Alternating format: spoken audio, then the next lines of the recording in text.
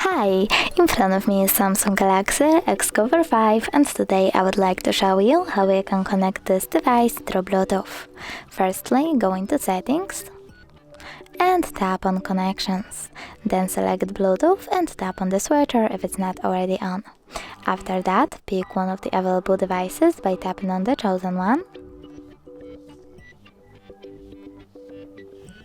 Select Pair and wait for it to accept your connection request. As you can see, my devices were successfully connected. You can always forget this connection by clicking on this gear icon next to the device and selecting On Pair at the bottom right corner. Thanks so much for watching. If you enjoyed this video, smash that like button, comment and subscribe.